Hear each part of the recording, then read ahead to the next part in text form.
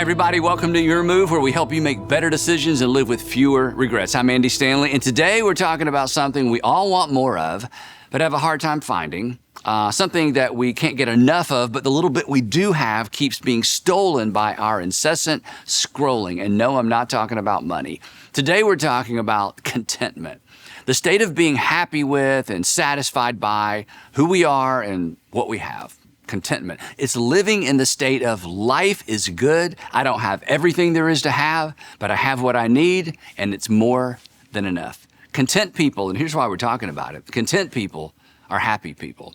Content people can genuinely celebrate the people who have more and get to do more without being jealous. Contentment it's not a lack of ambition. Contentment is a deep sense of satisfaction with the here and now. But as I said up top, contentment is hard to find, and it is even harder to maintain once we find it. And the reason is we all live in the land of Ur is in E-R. The land of Ur, you may not be familiar with that term because, well, I made it up, but you know what I'm talking about. There's always somebody with more They are richer, skinnier, smarter, taller, prettier, hipper, fitter, or their girlfriend is their job has more their opportunities are And then in our dark moments, we look at somebody with less so we can feel superior. Of course, some of us don't want to be at all. We want to be E-S-T, right? We want to be the richest. We want to be the smartest, the healthiest, the cutest, the most promoted all of which, of course, promotes and fuels discontentment. I mean, every X, every Insta, every Facebook post reminds us of what we'll never look like, what we'll never drive like, date like, marry like. And social media whispers, isn't this true? It whispers, you need what they have to be respectable, acceptable, likable, maybe even lovable. And so, all of those folks that we compare ourselves to, did you know that they live in the land of as well? Because there's always somebody with more Now, you may be thinking, yeah, but so what? Is this really a problem? It is. Because every minute you spend, think about this, every minute you spend focused on what you don't have, who you don't have, and what you haven't accomplished is a minute you could be doing something productive. Now, be honest.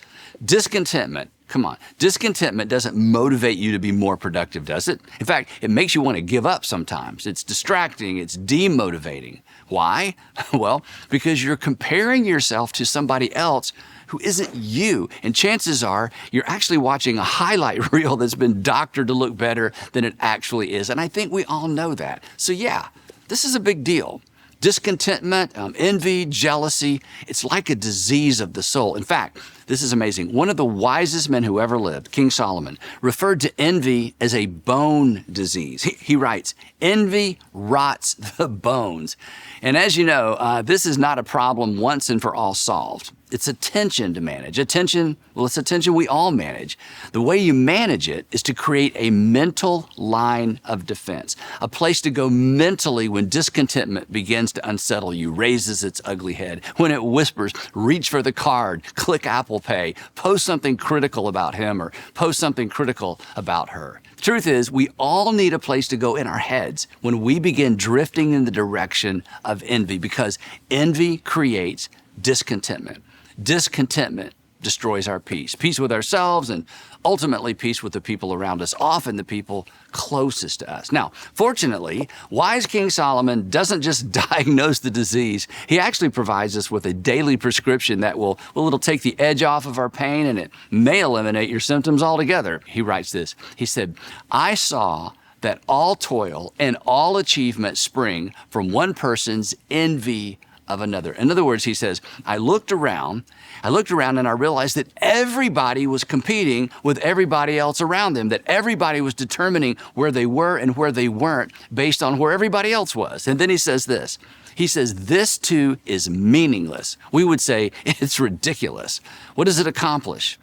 Nothing. As I constantly reminded my children when they were young, there is no win in comparison. There is no win in comparison. You gain nothing, but you lose your peace. You lose your peace of mind. Comparison destroys contentment. Solomon says as much, but he says it better. And he actually provides us with a mental picture. And I find this to be so helpful. He writes, this too is meaningless. And then this line is great. This too is meaningless, a chasing after the wind. I love that imagery, chasing after the wind. What would you think of someone who came running by you in their business casual attire and you shouted, "What are you doing?" And they looked back over their shoulder and they said, "I'm chasing after the wind." Again, that's ridiculous. You can't catch the wind. Solomon would smile and say, exactly. Envy, comparison, it's like chasing the wind. It's a race with no finish line. And most of the time, it amounts to a competition with people who don't even know there's a competition. And in some instances, isn't this true? We compete with people who don't even know we exist. It's exhausting. Dissatisfaction guaranteed. We waste time and mental energy that should be put to use doing something productive. So here's the antidote. When you catch yourself drifting into somebody else's lane, somebody else's life, when you sense your peace is starting to get rattled by what somebody else has, who somebody else has, say to yourself out loud, seriously out loud under your breath, "That's chasing the wind. I don't chase the wind. That's chasing the wind. I don't chase the wind." In fact, I'd like for you to say it right now out loud with me. Okay, ready? Come on. That's chasing the wind. I don't chase the wind. Now, something you should know about King Solomon. He accomplished more in his lifetime than anyone who lived during his lifetime. He accomplished more than most people who've ever lived. He was not passive. Actually, he was very ambitious, very productive. So this is not an invitation to being passive or lazy or unproductive, just the opposite. And to ensure he's not misunderstood, listen to what he writes. He wrote, Fools fold their hands and ruin themselves. In other words, non-productive is not the way forward. And then he writes this, "Better one handful with tranquility than two handfuls with toil and chasing after the wind." I love this. We don't use the term tranquility very much. Tranquility is inner peace fueled by contentment.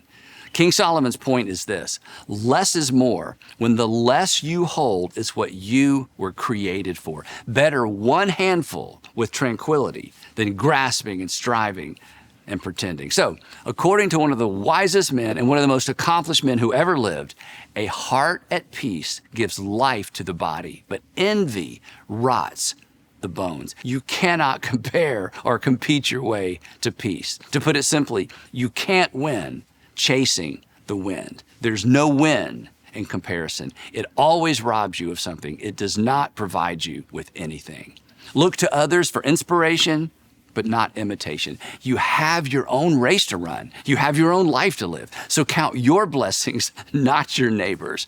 So when emotions start to get the best of you, when you find yourself looking around, scrolling around, when discontentment begins to rattle your peace, just stop and declare, "Envy only rots my bones. That's chasing the wind. I don't chase the wind." And if that becomes your habit, your escape, you'll become the best possible version of you. More importantly, you'll become the person that God created you to be. And now, it's your move.